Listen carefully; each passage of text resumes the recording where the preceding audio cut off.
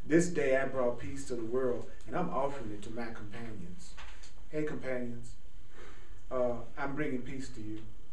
And I have brought peace to the world today, and I am now bringing it to you. This should be clear enough and simple enough for you to begin. You may wish to refer back to the words of this meditation and use it as a guide for a period of time until it seems more comfortable for you than to do it on your own. Those that embark on the simple process will be well prepared for what is to come in the lessons that follow. The only energy that can separate you from the kingdom, which is joy. So we're about to discuss the only energy that can separate you from your happiness. We're going to cover the only energy that can separate you from your happiness. And it says, beloved friends, the world that you look upon is not real.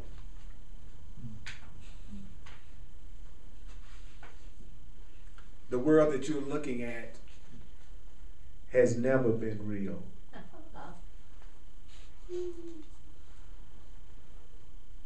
The world that you're looking at, it will never be real. You do not have to believe these ideas, accept these ideas, or welcome these ideas. Some of them may be hard to believe and quite startling.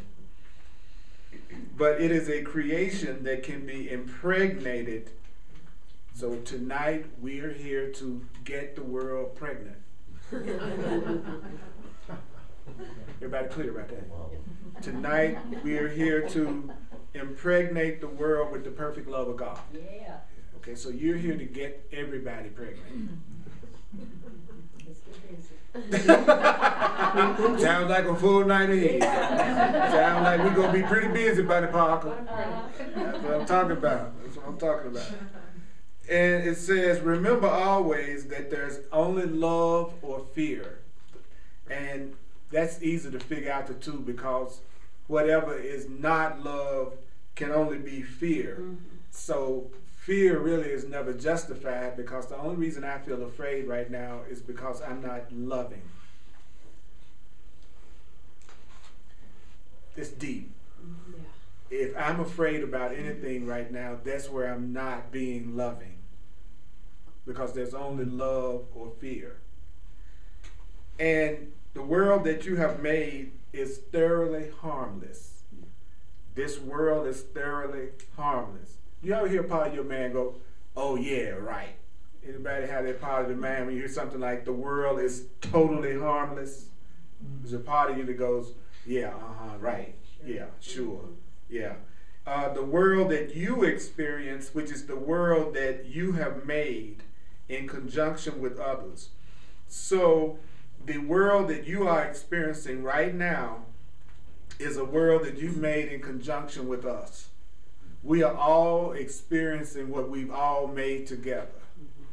We are only experiencing what we've all made together.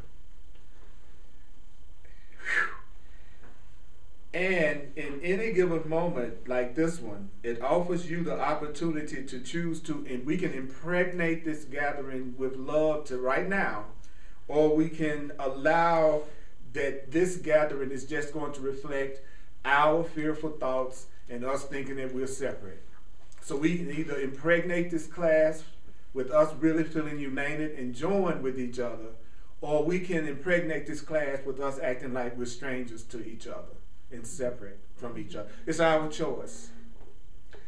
And you are not limited at any time. That means you aren't limited right now. You aren't limited right now. Then it says, and in you, you have all power over heaven and earth. Now that kind of explains the state everything is in. Now it's kind of getting clear to me what's going on, you know. It says, you have a phrase in your world, there is nothing to fear but fear itself. That's 90% accurate. Fear is the only energy that's separating you from love. Fear is the only energy that's separating you from the kingdom. Then it says, and fear is never justified in any moment. There's not, according to the way of mastery, there's not any moment that you are really justified in feeling afraid about anything. You're never justified in feeling afraid about your money. your relationships, your spiritual awareness, your health. Because it's actually telling us we're never justified in feeling fear about anything, because the final 2% would have to be, the final 2% would be to say there is nothing to fear. Fear is temporary insanity. Fear is temporary insanity.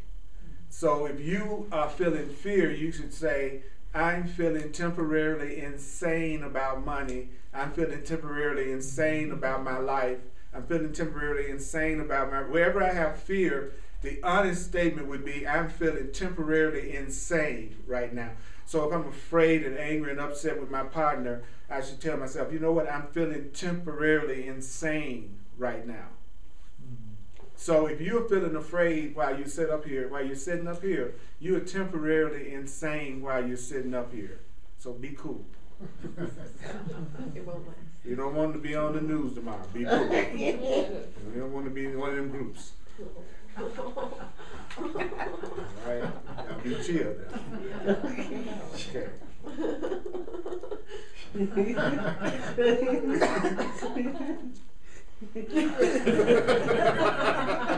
That's my way of master book. It doubles as a bulletproof vest. It's not just a way of master book.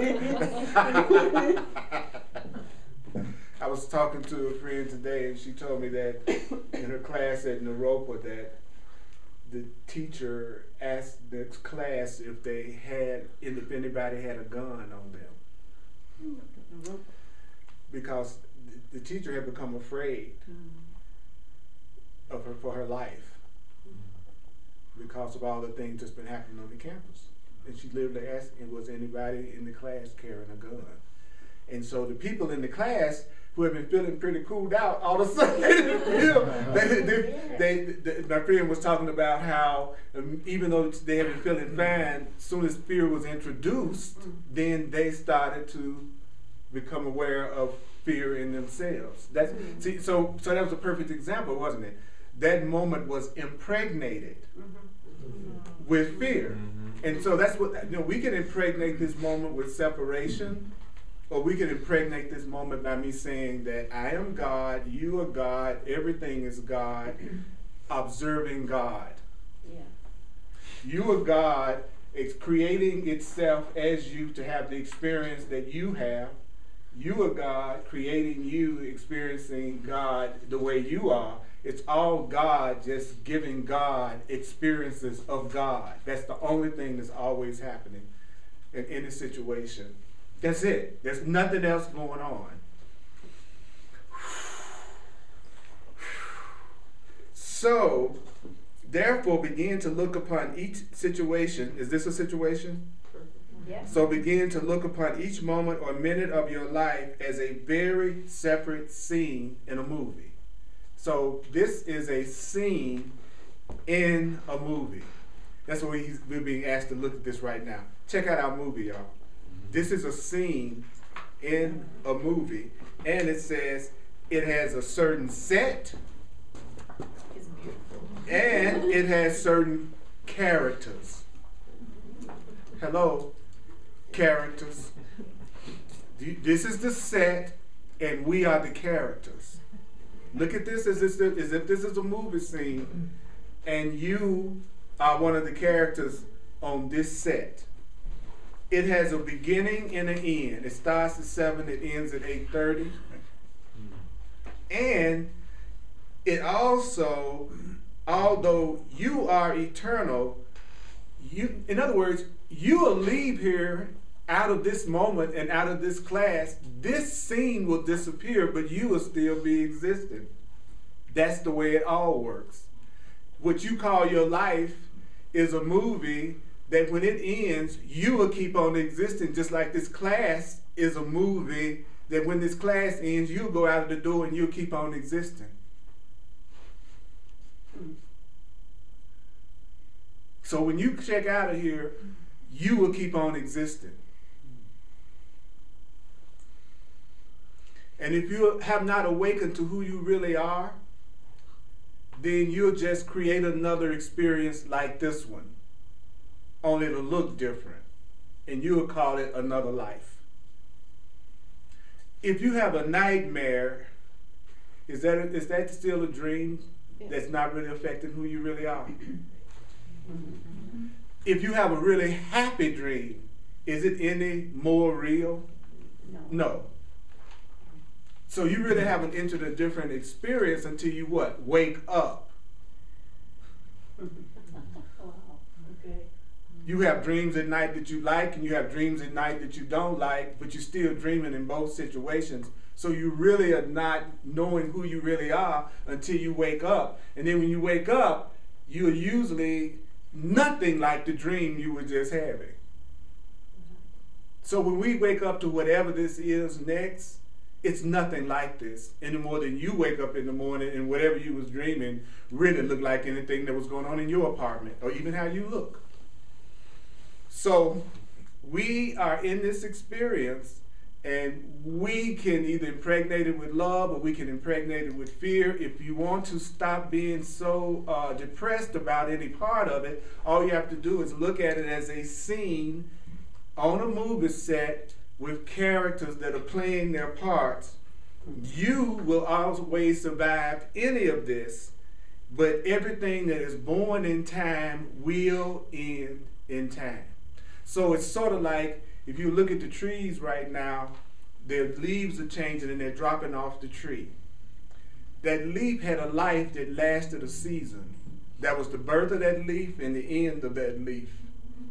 So are you the leaf is what we're being told in these metaphysical spiritual classes. You need to make the choice whether you're going to be the leaf or the tree. Because if you're the leaf, you know it's dying right now. But what stays until the next spring is the tree. So when you talk about going back to God, you're talking about going back to being the tree instead of identifying yourself as just the leaf. And from the day you're born, it's like a leaf falling off a tree to the time it reaches the ground and goes back into the soil again and becomes a part of everything. So your life is like a falling leaf. And when the leaf is first separated from a tree, it still looks green and alive as any other leaf in the springtime. But if you leave that leaf on the ground, you know a few days later it'll look brown and wrinkled and dead. Kind of explains what's happening to me. I'm slowly getting wrinkled because I've had a long fall. And I'm pretty close to the ground.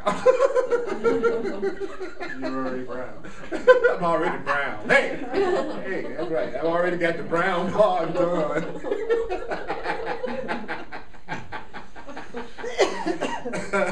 So as I fall to the ground of myself, I need to decide during this fall whether I'm going to see the whole fall from a fearful point of view or am I going to see the whole fall from a joyful point of view. That's the choice we got. You're going to see this ride from a joyful point of view, or you're going to experience this ride from a fearful point of view. But you own the ride, and you're going to end up where you started out.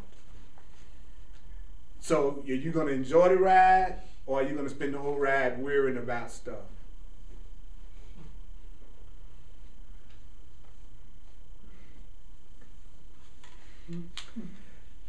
Therefore, you will use the moment, birth, and time to bring what is eternal to it, or will you continue to believe that yet within you there is no possible power to choose love over fear?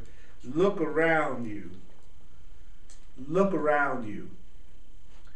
Look around you.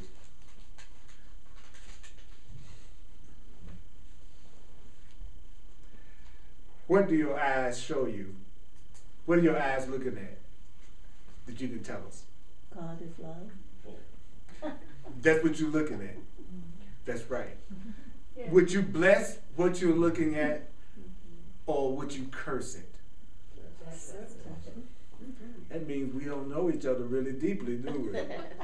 We're not in special relationships with each other too much, are we? It's pretty easy for us to bless each other, right? Yeah. It says, what would you teach yourself? What would you make true for you? That depends on whether you're going to curse it or whether you're going to bless it. And I like this. He says, and it also depends on whether you're going to bring what's eternal to this moment. This moment is going to end that we have together. So we got the choice to either bring something to this moment that's going to last, or we can bring something to this moment that's just going to be temporary for this moment. And if we bring peace to each other in this moment, we're bringing to each other something that will last. I think we're doing it. Don't you? So the message of this lesson is being given. You notice I'm doing this very slowly, very deliberately, and I'm doing it very carefully. Sounds like my honeymoon. So,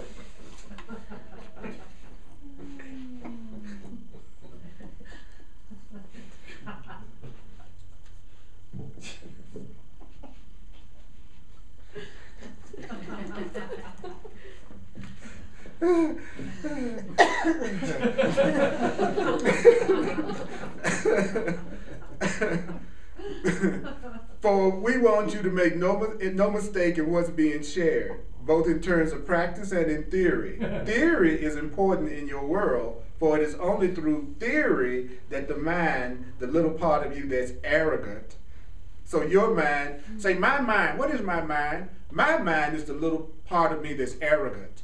That's the way of Master's definition for our mind. My mind, the part of me that is arrogant thinks. My mind thinks. The part of me that's arrogant thinks what? It says that it will decide whether to value what the theory offers. So it's your mind that's deciding to value what I'm telling you. And when you have placed value upon what the theory offers to you, you are then willing to embark on the practice it requires. So that's so cool. What we were just told is that if I place value on the theory that I am the loving self, that I am spirit, that I am eternal, then it says, but once you value that, that's when you're willing to practice what it takes to know that. The thing that you see is valuable is the thing you're willing to practice. So I hope this makes sense to you. Does that make sense? Mm-hmm. Okay, before I go any further, let me stop.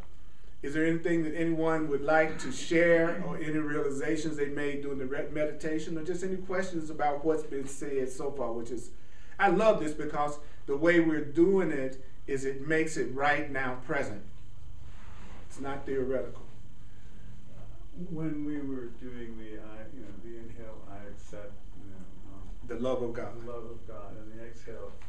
Is there any difference if you're doing that and you're saying it aloud as if you're saying it to yourself? I mean, I just found I accept hard to say while I was inhaling, but. Well, that's why I inhale first. I accept the love of God. I accept the love of God, because I had the same problem. When I say, well, that's what I was wondering. There's a difference in saying it to yourself. No, if you're saying it out loud. Whenever you can engage the breath, that's more powerful. Right. Yeah, because that's why there's so many yogic practices and tantric practices. Because breath is the life force. Right. So and also this is what Spirit just said to me.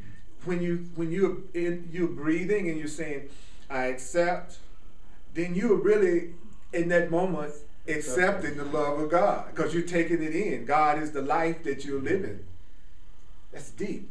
Mm-hmm. And then when you release it, you're extending it out into your environment.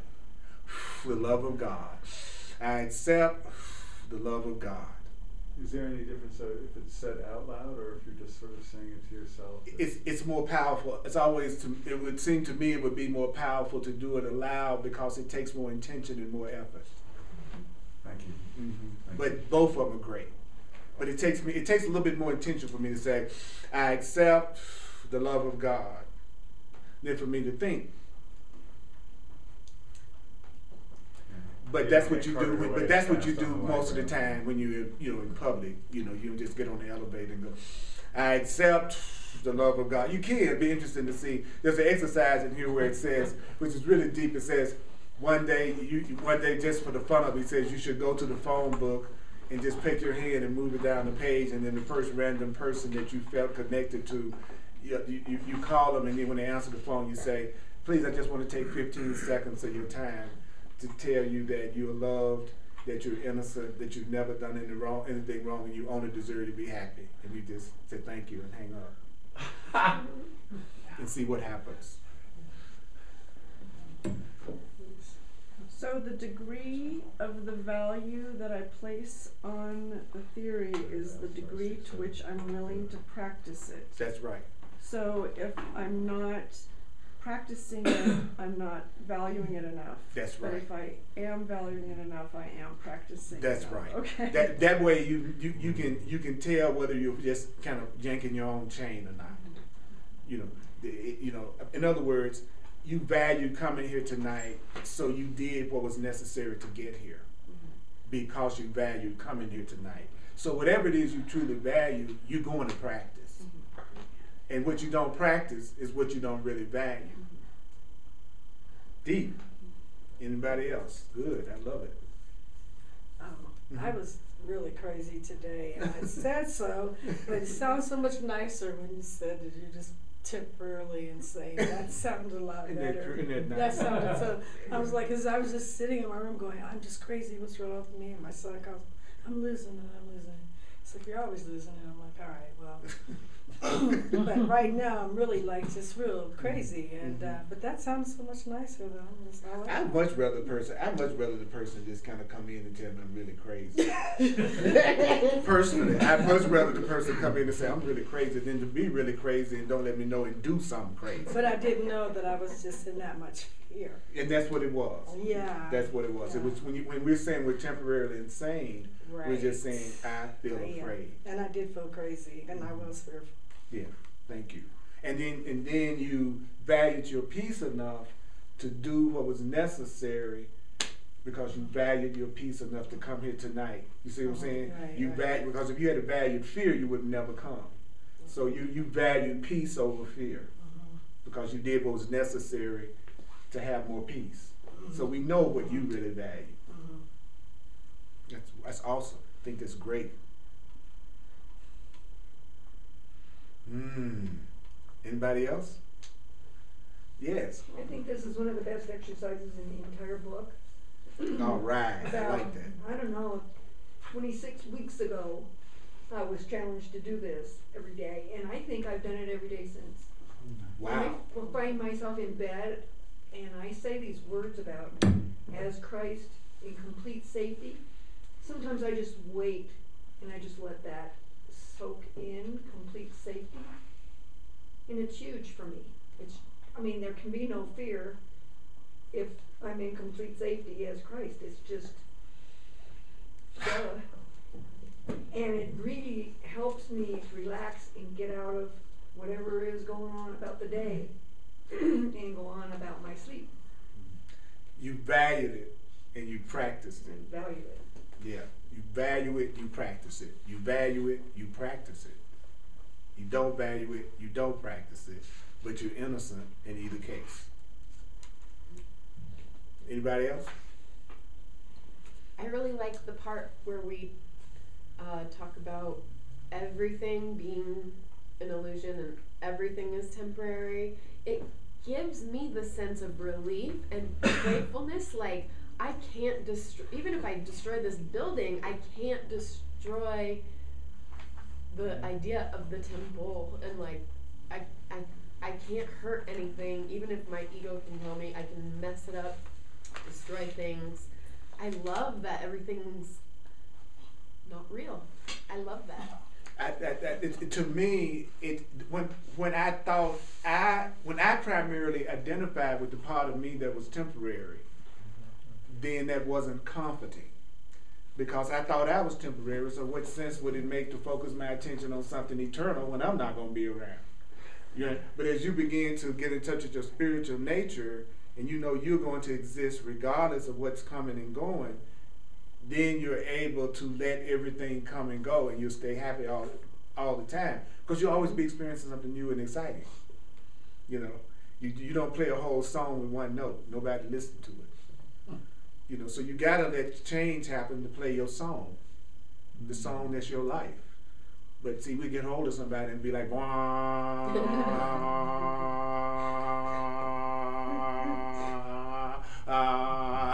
you know, we just play. We have one note relationships sometimes. You know, and people get upset with me because I like a concerto. I like lots of notes. I want a song. Right? Symphony. A symphony. Thank you, Doug. That's what I want. I hear a symphony. All right, let's go further then. Y'all with me? You want to go on? Yes. Yeah. Okay, it says, I love this. This is good. Y'all gonna love this one. Therefore, in this lesson, we are choosing to speak with you more rationally than emotionally. So we would ask you to consider this. Have you suffered enough? Pardon me. Have you suffered enough? Yes. Have you suffered enough? Yeah. Have you kept yourself small long enough? Yes. Have you tasted limitation Yes. deeply enough to know you don't want these things? You want Yes. these things no longer. I've done limitation enough for me now to know I don't want it any longer. I have played small long enough, and I have suffered enough. And so, would you be willing to patiently choose the dissolving? Oh, this is really deep. Okay, will you choose to allow the universe to dissolve all of your false ideas, everything that's not real, and everything that you're doing that's deceiving you, and would you allow everything that makes you afraid to be dissolved? That word patiently is jumping out at me. Yeah, because patiently simply means that I have an abundant willingness to do this. So when I say when it says patiently, it's talking about, will you patient now? Now I don't know about you, but if most of the things in my experience I'm using them for fear, then to a part of me it sounds like it's asking to get rid of everything that I value. And that part of me becomes afraid. Like if you're in a relationship that's full of fear and upset, and then it says, would you allow me patiently to dissolve it? And what it's talking about dissolving is not the relationship, it's talking about dissolving the fear. That's two different things. But your ego will say, damn, I'm afraid with my job, so it's gonna get rid of my job. No, it's gonna get rid of the fear you have. Your job is neutral. Right? So it says, on just the other side of each illusion, on just the other side of everything that frightens you, is the freedom and the peace that you're looking for. So that means everything I'm looking for is just on the other side of what's upsetting me. Everything I'm looking for is just on the other side of who upsets me. What does that mean on the other side? It means that when I let whatever it is between us that I believe that's keeping me afraid be dissolved, then the love and the peace that I want to have with you is right there on the other side of my fear. It's almost like there's you, there's me, and then between us is our perception of each other. And that perception is either loving or there's a perception where it's fearful. And so Spirit is saying, if you want me to, I'll dissolve your fear so that you can see the love that's there right on the other side of it. Okay? So in any moment you can tell quite clearly what you're most committed to. If the body is tight and uncomfortable, if you must speak with a louder voice, if your words come more quickly, if your brow is furrowed, and if your jaw is tense, rest assured you have chosen to be devoted to fear. So if you feel tight and uncomfortable right now, and you're in a situation that you're speaking with a louder voice and more quickly, and you're frowning and you feel tense, then in this moment, rather than choosing to impregnate this moment with each other in love and peace, we're choosing to impregnate the moment in fear and conflict. So in any moment, you can tell quite clearly what you're most committed to. So based on what you're feeling at this very moment, what are you committed to? How do you feel right now?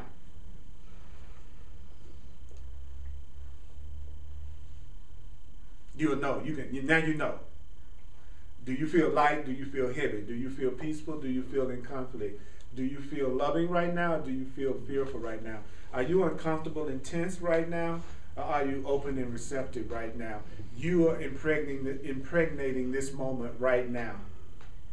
And so it says, you are like one who carries a magic wand filled with such power that you could merely wave your wand upon the face of this earth and extend the kingdom of heaven to every heart and every mind. What then prevents you from expressing such power? Well, the fear you have made. We could bless each other right now. The only thing that's stopping us is fear that we've made to replace the love between us. As you look upon each segment, each scene, because this is a scene, each minute in your movie that you're going to have all day tomorrow and this evening, begin to cultivate the deliberate practice of recognizing what? Okay, as you go about your movie tomorrow, then you should deliberately practice recognizing that you are in a field of energy that's going to serve whatever you want it to be. So we're always walking around in a field of energy that's waiting to serve us in whatever way we want it to be. So every moment there's energy surrounding you that's willing to be impregnated and sharing love and joy and fun with you, or the energy will give you fear and conflict and anger. The energy is neutral. It's waiting to serve you.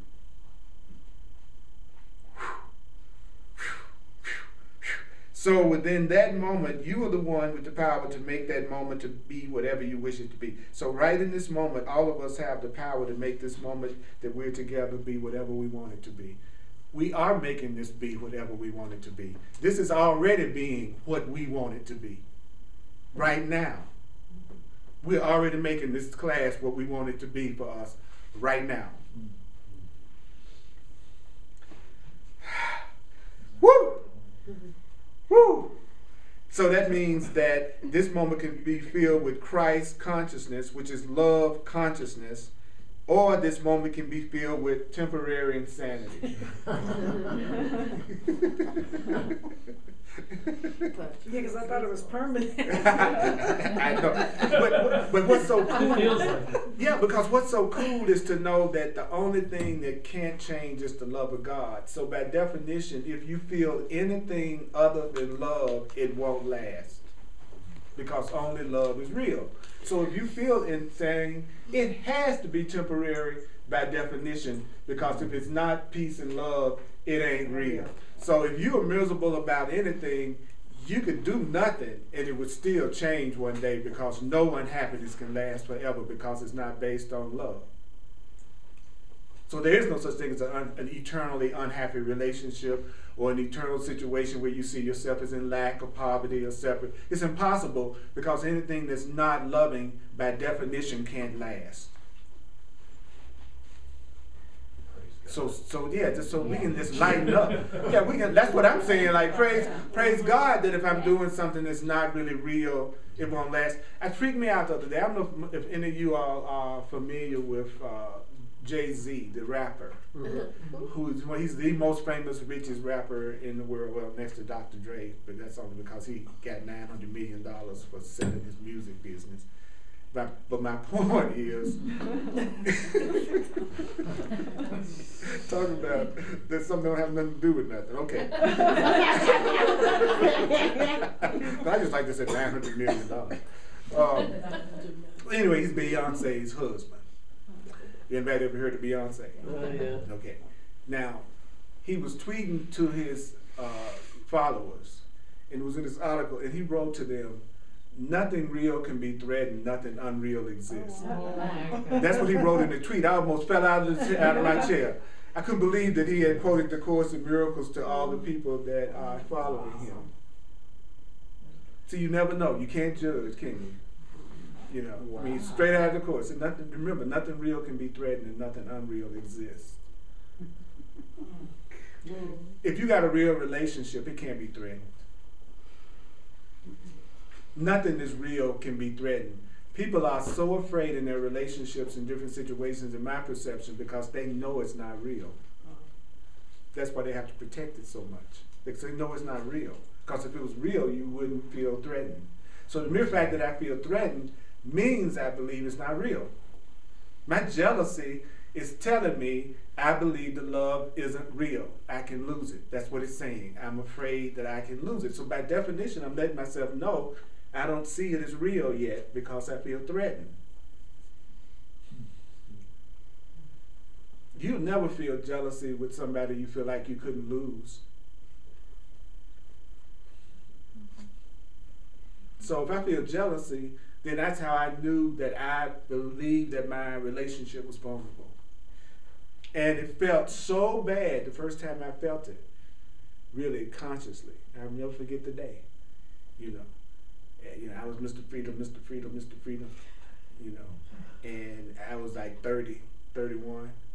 And everybody needs to be free. Everybody's just me. We just should everybody be, you know, just be jealous if anybody love everybody, you know. And then it's like, walked in and I saw my girlfriend dancing with this guy, and they looked like they really wasn't enjoying each other. You know that feeling when you can tell there's a vibe coming down, you know what I'm saying? It's different. You can feel there's some juice coming down, you know what I'm saying? And I thought I was Mr. Freedom, because I had messed around, I was already in metaphysics and all that stuff you can attract and magnetize, and it had worked. So I was surrounded by people who were just like me. It was the most frightening period of the truth I've ever had, where everybody was like me. Really, they had my personality about freedom and, you know, and letting everybody be and practicing. And so I had to walk my talk completely because I was around people who really were exercising their freedom just like I said I wanted to. And I had this stab of pain that went through me that was the worst feeling I had ever. Y'all know what I'm talking about, that stab? It's like you see somebody you care about and you want to be special with somebody else and you see them having some juice, somebody's like, it's the worst feeling on earth. And that was enough. First of all, it showed me that I was deceiving myself about being over jealousy. So that's why I try to tell the truth about my ego now instead of pretend. And the other thing it did was it felt so horrible. I made the decision that I wanted to get on a level of consciousness that nothing could ever make me feel that way again. And I wasn't going to try to keep the jealousy from happening by restricting what she could do so that she didn't make me feel jealous, because if she changed her behavior so that I wouldn't feel jealous, then I still haven't dealt with my jealousy. But I'm not being triggered. And not being triggered isn't the same as I've healed. So most people, what they do is they'll not do the thing that upsets you, and y'all seem to be peaceful, but y'all really haven't healed the underlying fear that's making you not feel really safe with each other. And so I try to get in the habit of not asking people to change for me so that I'll feel okay, because then I'm still not healed. So I still potentially could be hurt. So I needed to get to the point that I felt whole and complete enough not to feel threatened by someone that I was close to expressing any kind of love or closeness to someone else. Does that make sense? Mm-hmm. So I reversed it. Most people, they do it the other way. Don't do the thing that upsets me, and then we'll have peace together, even though I haven't healed myself. Where I went, I want to change my mind to the point that if I was to come in there and they had been making love in the middle of the floor, I would have been peaceful. See, that's my goal, not to make sure they never make love so that I don't get upset. Yeah. I read something the other day that the definition of psychology, or the purpose of psychology, is to change behavior, where what we're talking about is you're changing the thought. That's right. The Course, the way of mastering the Course in Miracles work from what they call the causative level, which is the idea behind the behavior, where the world just wants you to change the behavior. And actually the behavior automatically changes when the mind changes. You don't have to make your behavior change once you've changed your mind. So you don't have to worry about behavior. Behavior is going to fall in line if you changed your mind. But we do it the opposite. So you have a lot of people behaving opposite to how they feel and think. They'll behave like they like you, but in their mind they don't like you at all. So they're behaving differently, but they're not thinking and feeling differently. And so they're still in conflict and they're still attacking themselves. That's why you can act like you like me, but if you don't really like me, then you are causing a lot of conflict for yourself on the inside. So you just hurting yourself. Even though it's cool with me if you want to act like you like me and you don't. You know, you can not like me and still feed me. I don't mind. You know, somebody pretending like they're nice have to act nice. You know what I'm saying? Somebody pretending like they're generous, they have to do something that looks generous. So who cares whether you really mean it? You know, I'm feeding you, you know, I don't want to because I'm trying to act nice. It's like I realized one day, if you're gonna go ahead and do something that's for somebody, even if you don't want to do it, but you're gonna do it. In a way, you just as well look at it in such a way that you enjoyed it because you're finna do it anyway. So you could actually give them the energy of you looking like you really wanted to do it.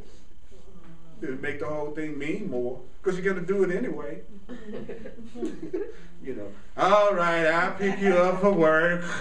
But if I'm actually gonna do it anyway, why not just make the decision to show them peace and love about doing it? Because I'm getting ready to do it anyway. If I could change my mind, I could make it a win-win for both of us. If I'm going to do it anyway. I guess if I act like I enjoyed it, they may ask me again. Yeah. You know, so maybe that's why I'm not acting too pleased. Well, Earl loves to take me to work. I'll call him tomorrow. Oh, hell no. You know, you're going to see my ire. You know, you think twice about calling on me again. You know, this is good stuff, man. It says, okay, I'll say it again.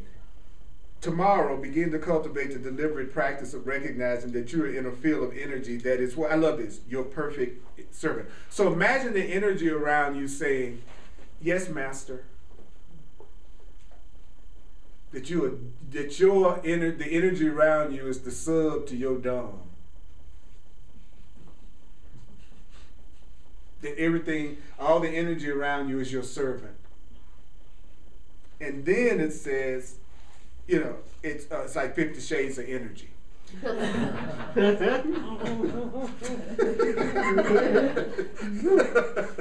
like that, didn't you, Chris?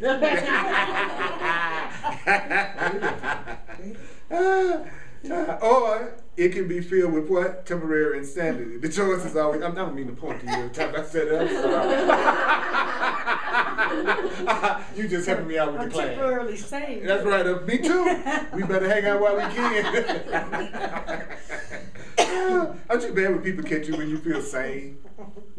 He says, and never ever, notice I'm doing this slowly, deliberately, and carefully. I'm doing that on purpose. Kills the ego. The ego hates slowly, deliberately, and carefully. It wants you to speed. And never ever has there been such a thing as a victim. There's no such thing as a victim. There's no such thing as a victim. There's no such thing as a victim. There's no such thing as a victim. There's no such thing as a victim. There's no such thing as a victim. There's no such thing as a victim. Therefore, as you enter into any one of your minutes, I love it, ask yourself, what is this moment for? What do I decree this moment to be? What do I most want to learn by teaching it? So, in other words, what is this moment for? Well, it's for you to decree what this moment is going to be. What is this moment going to be? What am I going to decree? That what I most want to learn is what I'm going to teach and demonstrate to you right now. I want this moment to be an opportunity for me to teach you what I want to learn. That's why I teach classes, in a nutshell. I'm teaching you, or Spirit is teaching you what I want to learn. That's the best way to learn, is you teach what you want to learn. That's why I'm teaching this. I believe the Course says that when you really want to learn something, you can't help but teach it. You can't even help yourself. You're going to want to demonstrate. The minute you really get into the way of mastery, you're going to find that one of your strongest desires is going to be to talk about it, or to get somebody else involved, or try to give them an opportunity to be a part. When you really want to learn something, you start demonstrating it.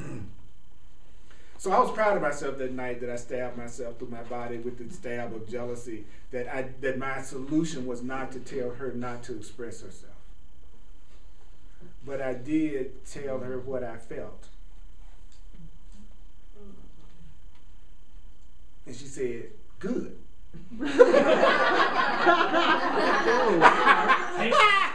Take that, mother. Now you know what I've been going through at the party. It's good.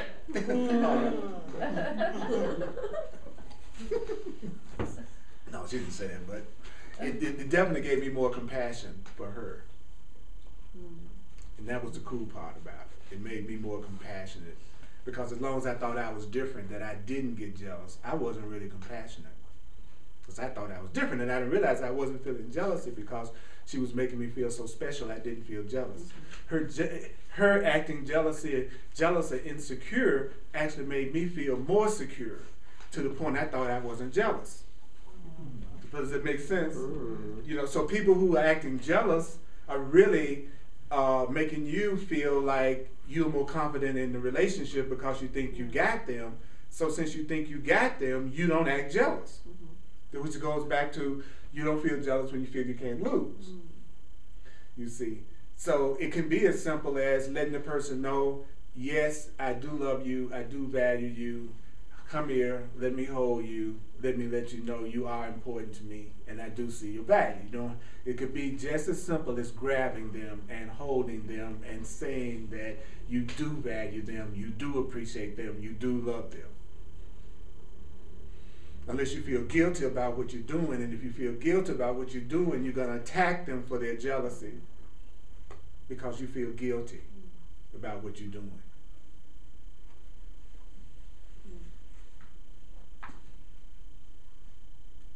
You can see the looks on everybody's face. He said, therefore, as you enter into one of your moments, what did you do? You said, what is this moment for? What do I decree this moment to be? What do I most want to learn? How? By teaching it. To teach means what? To demonstrate. So it's really saying this. What is this moment for? What do I decree this moment to be? What do I most want to learn by demonstrating it? To teach is to demonstrate. To demonstrate is to express what you have decided will hold the greatest value for you. So if I'm going to demonstrate love to you, I'm going to express it because it's valuable to me. So I'm going to always express to you guys what's valuable to me because that's how I demonstrate it. So if I want freedom, then I'm going to give you freedom because that's what's valuable to me. But if I say I want freedom, but I don't give you freedom, I don't demonstrate it, then it really isn't valuable to me, even though I say I want it. It's not really what I really want until I demonstrate it with you. Me just saying I want it doesn't mean anything. Me demonstrating it means I want it. Saying I want you to be free is one thing. Demonstrating it by allowing you to be free without me attacking you means I really want freedom to be myself. So everybody wants to be themselves, but they want to control the behavior of others, which means they don't really want to be free. The Course in Miracles says, do you know fear makes the ground beneath your feet seem solid? And I was like, wow, that's deep. That he says the world is a concrete form of fear. That fear is form and limitation. So if you're fearful, you create a limited experience, and a limited experience is an experience of form, because form is limited. So as you become more loving, you start to see through the physicality of things. You start to be able to actually see through things, become more expansive. I had a couple of things that was communicated with me today that made me say, wow, you took my mind out of my brain.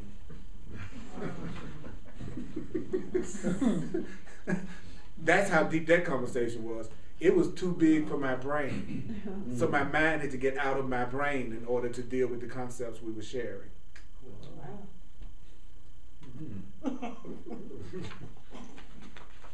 Say, baby, can I get your man out of your brain? So we can have a new experience.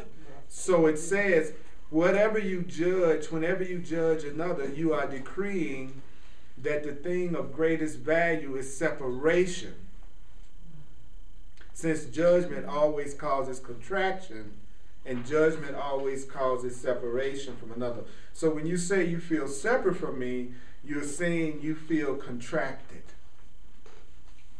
So people you feel separate from are people you feel contracted when you are around. When you practice forgiveness, you're decreeing that what you value is joining in holy and peace-filled relationship. Remember that forgiveness has nothing at all to do with saying to another, I can see that you have sinned, but I forgive you your faults. I see that you were screwed up, but I forgive you for that. I'm going to overlook what you really hurt my feelings, but I'm going to overlook it. That's not forgiveness. He says, no, forgiveness is the recognition that nothing has been done to you, and that you would prefer to see the face of Christ, which is the face of love, in the one in front of you. So let me give you an example related to Easter. Easter celebrates resurrection. It's been made to celebrate my resurrection.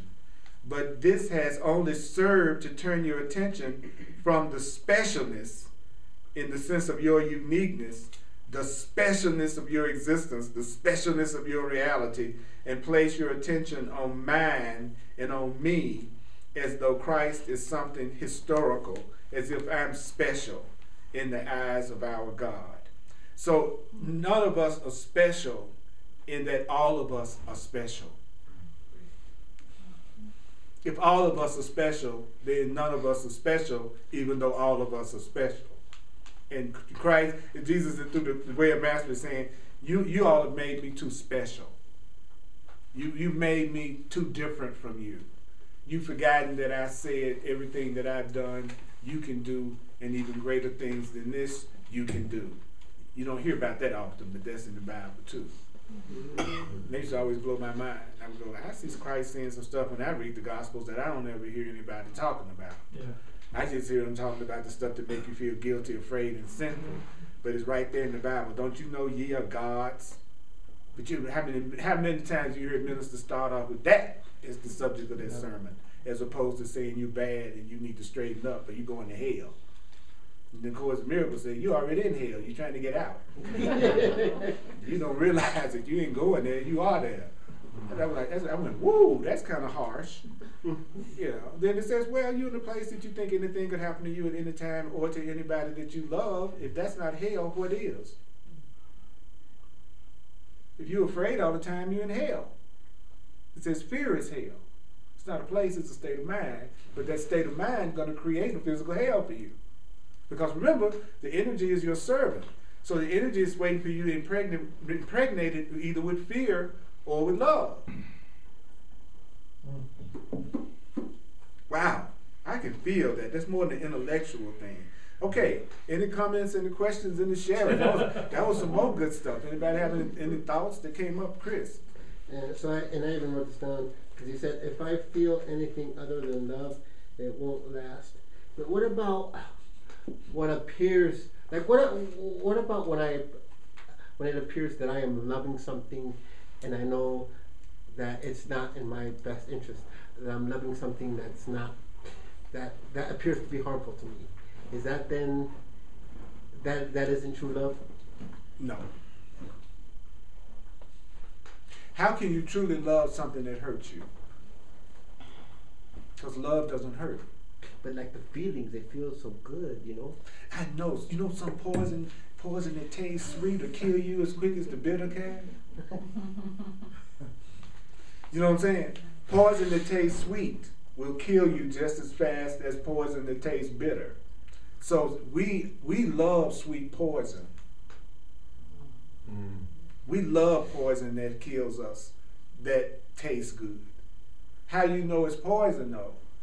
Because even if it's sweet poison, you won't feel good after a while. So even if it seems sweet to you, but you know you're experiencing a lot of pain, that's fear. not love. So then don't go solely off of what I feel. Actually, according to the Course, your feelings are the one right use of judgment, because your feelings will get you in touch with what you really believe, even if it's not true. It doesn't mean all your feelings are representing the truth, but all your feelings are letting you know what you believe to be the truth. And then that's what you're going to experience, is what you believe. Does it make sense? Okay. You see what I'm saying? If you feel a lot of pain and upset when you're around me, it doesn't mean I'm really causing you pain and upset, but it is letting you know you have some beliefs about me that you need to get in touch with that's causing your pain. So you want to move in another direction. Some people, I remove myself from their experience so that I can give me some space from them, so that I can have an opportunity to see them differently and then come back together. So it's okay to separate to heal. So I wish more people would separate to heal, rather than stay on top of each other with distorted perception and attack each other. That's why when I'm really upset and someone says, stay here and talk to me right here and now, I go, no. I need to change my mind. I need to, like we used to say back in the day, I need to cool off. Then we'll talk. That's a very sane reply. I need to cool off.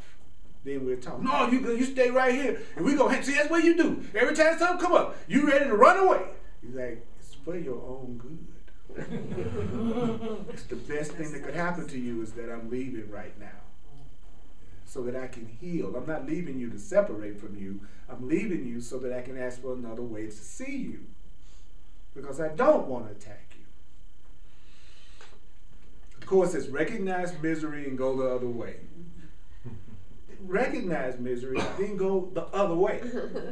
That's too simple, isn't it? Just like walking along a road in the forest and a big mountain lion come up, and are you going to recognize it and go the other way, or are you going to say, let's process? Mr. Mountain Lion, let's process. Let's see if we can work through this right now. No, you want to get the heck away. And then deal with it, right? So anybody else? Any thoughts? Love to hear your thoughts. Love to have any questions. Anything that you would like to get another way of looking at. Yeah. So, and what Chris was saying, I found a lot that of late, I'll be talking to friends who I adore, but and as I'm talking to them, I'll hear them start doing what I do a lot, the victim kind of a thing. So I'm hearing that more now, and I'm finding myself like, I really love this person, but I don't want to be hear it all the time. But then I'm realizing, then I don't want to hear myself, and so I'm trying to understand how I best balance that, my relationship with people as I try to work these things, and I start hearing more, and I hear them from outside, how I balance myself. So when you ask me a question, what I do is I try to remember what the Course in Miracles of the Way of Mastery says about it. And what the Course says is that you answer people when you recognize that what you say to the person is what's coming to you. So you answer them in terms of what you want and not in terms of what they want. Because they don't hear you anyway, because they're only hearing their interpretation of what you're saying. So nobody's ever hearing you directly anyway. So I don't care how careful you're trying to be or how clear you're trying to be, they're still just hearing their interpretation of what you're saying. So it's more important for you to be saying what you need to hear. But wouldn't that possibly upset them? Like if No, that doesn't matter. That doesn't matter. You can't be responsible for another person's reaction to what you're saying, and you'll never be honest with anybody.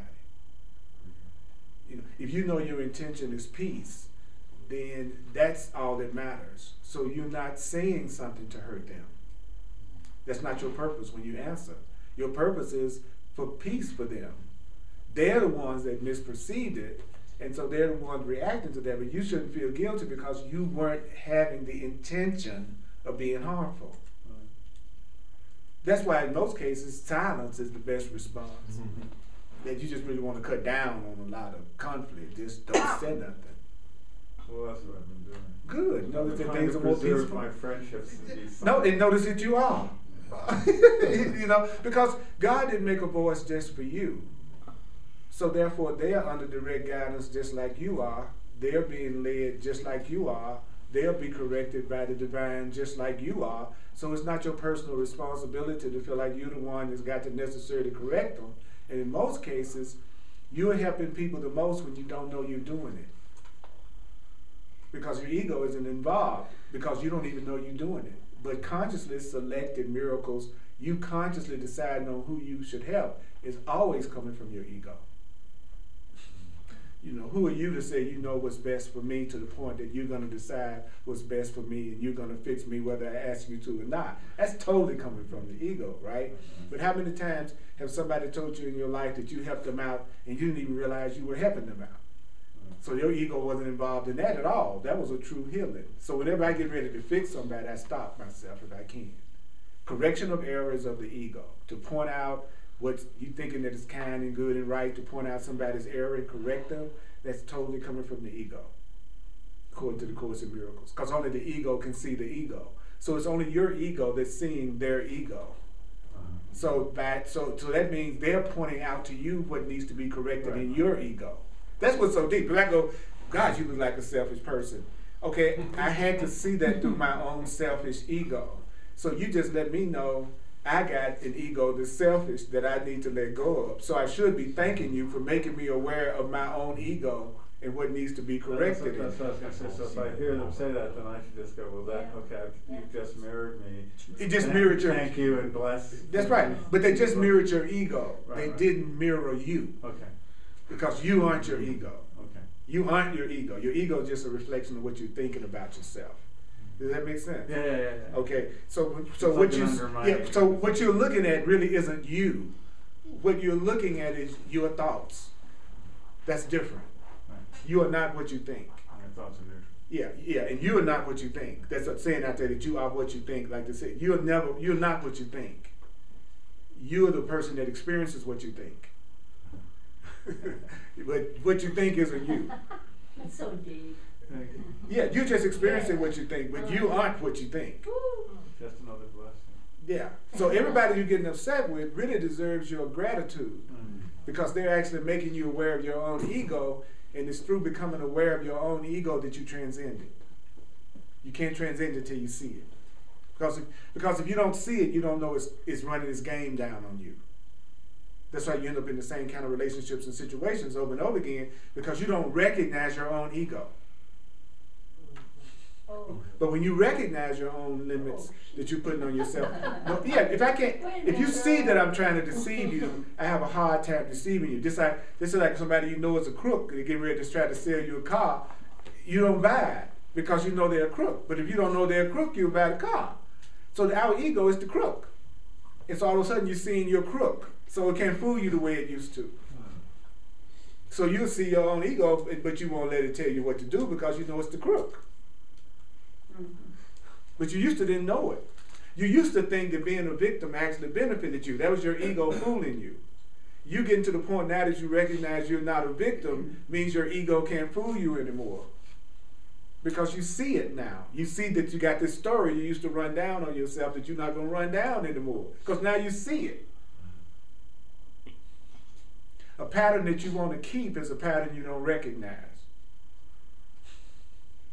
So to keep a pattern, I have to not know I got it. But the minute you recognize your pattern, then you really pull the roots out of that one. It's on the way out. Even if it takes a few years or weeks, it's on the way out. Because you recognize you're not a victim.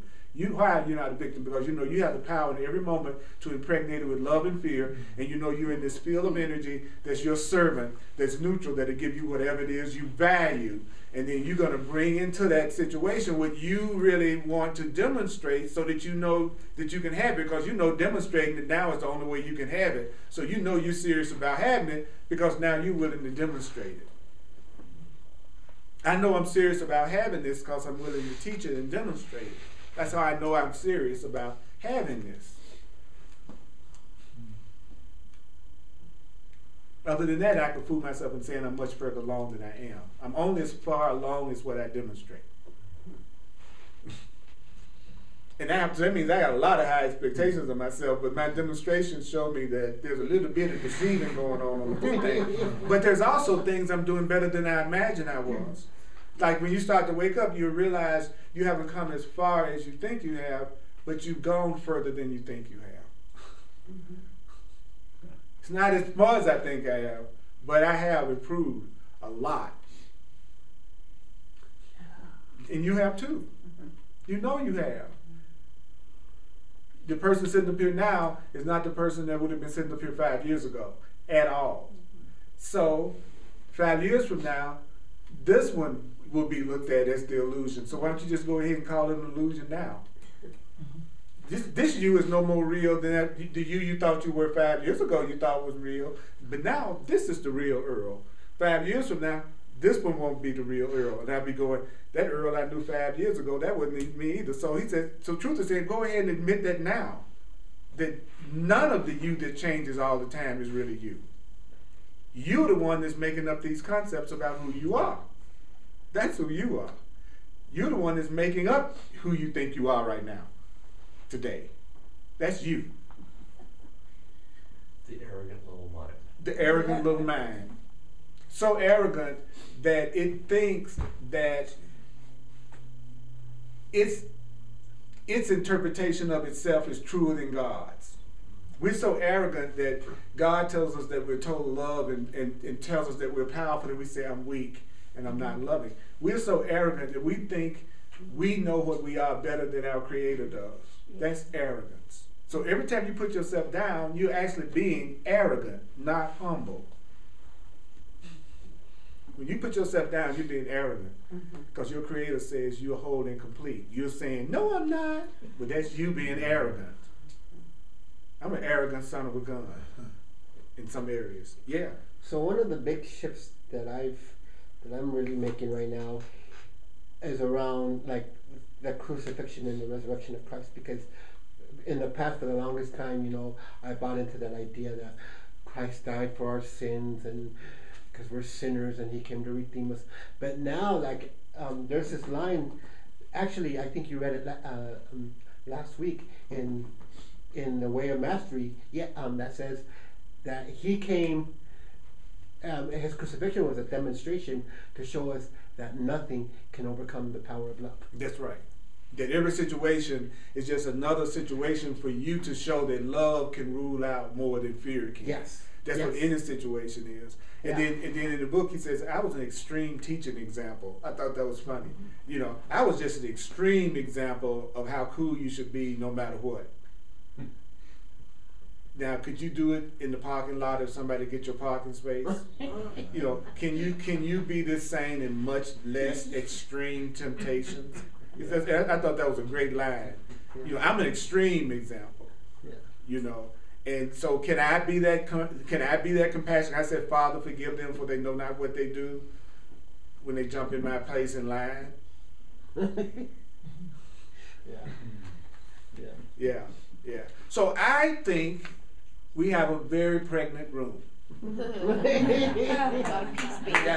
So let's acknowledge ourselves for that. I'm telling you.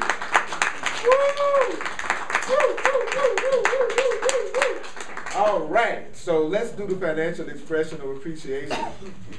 I really appreciate y'all so much. Notice I'm from the South. I really appreciate y'all. Thank you for sharing with me in my full-time ministry with the course. Online, if you'd like to make a financial expression of appreciation, really would appreciate it. Go to earlpurdy.com. You can do it through my website. And I'm available for one-on-one personal sessions called clarity sessions, where I show you how you can apply this to the situations in your life, especially if you got some particular situation that you've been impregnated with a lot of fear and conflict. And for those who are open to it, I also use astrology and numerology as a way to receive communication from spirit also. The Course in Miracles teaches everything in the world is just for the purpose of communication. So whatever you do in the world can be used by the Holy Spirit to bring the truth to you and to wake you up. And I love that. I love knowing that. So go to my website, earlpurdy.com, and it explains the sessions in detail. Sunday at 11 o'clock, I'll be speaking at the 11 o'clock service, and also the 1 o'clock Course in Miracles class. Okay, this is how I'd like to end tonight. Go ahead and let y'all finish giving whatever you like to. Did you hear some good juicy nuggets tonight? Oh, yes. I felt a lot of presence in the room tonight.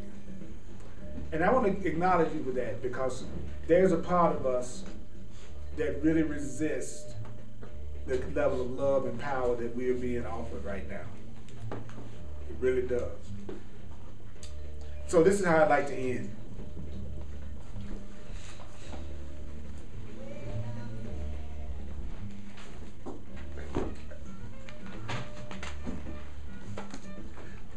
I accept the love of God. I accept the love of God. I accept the love of God. I accept the love of God. I accept the love of God. I accept the love of God. I accept the love of God. I accept the love of God. I accept the love of God. I accept the love of God. I accept the love of God. I accept the love of God. I accept the love of God. I accept the love of God. I accept the love of God. I accept the love of God. I accept the love of God. I accept the love of God. We accept the love of God. We accept the love of God. We accept the love of God. We accept the love of God. We accept the love of God. You accept the love of God. You accept the love of God. You accept the love of God. You accept the love of God. I accept the love of God now. I accept the love of God now. I accept the love of God now. I accept the love of God now. I accept the love of God. I accept the love of God. I accept the love of God. I accept the love of God. I accept the love of God.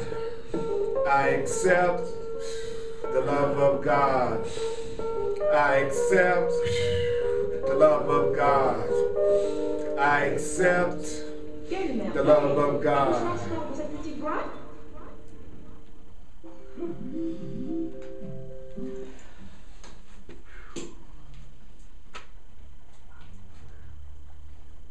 Thank you for bringing peace to this moment by accepting the Christ, which is the love and self in you. Thank you for bringing peace to everybody in this room. What a beautiful thing to do for each other. You all are fantastic, ridiculously captivating, and astonishing.